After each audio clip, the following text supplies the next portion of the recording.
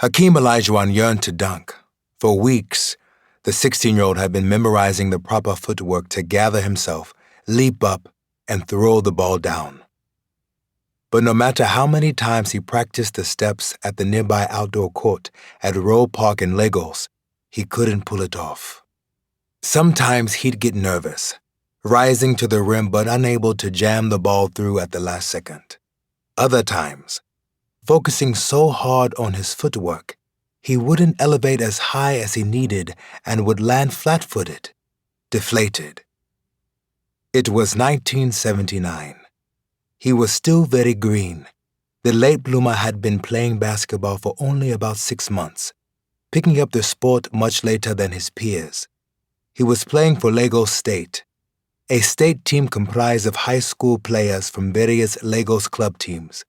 He couldn't dribble, says Dominique Ojihomo, one of his former Lagos State teammates. He couldn't do anything.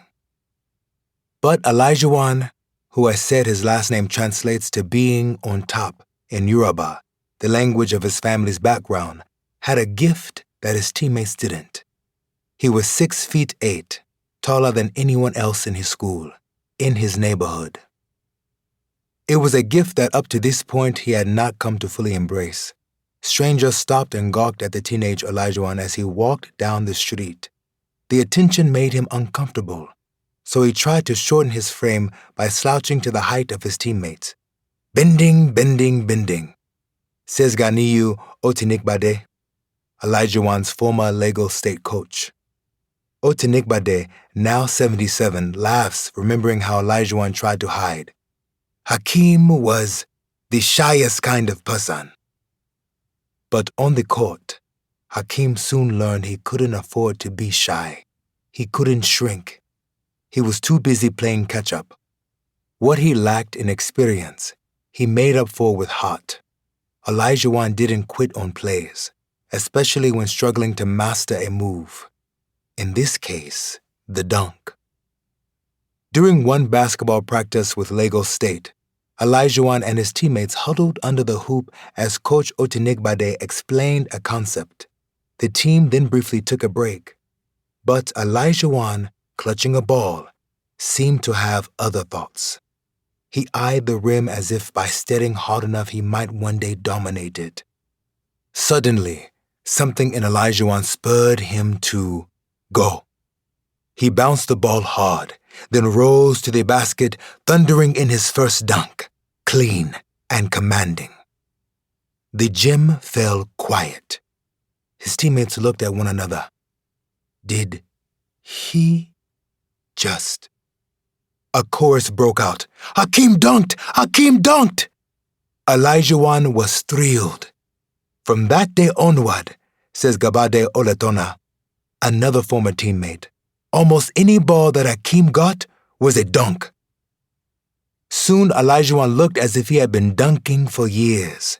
His body seemed pulled by some instinct, some power that had lain dormant, bottled, and waiting to be unsealed. Otinigbade smiled, watching Olajuwon learn to harness that power, day after day.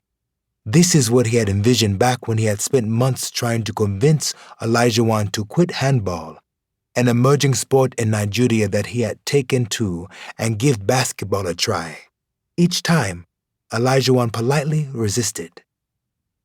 Olajuwon simply had no interest in hoops, but after he dunked that ball and eventually committed to the sport, his life would take on a surreal quality. The novice who only reluctantly started playing at 16 would somehow become one of the greatest basketball players ever?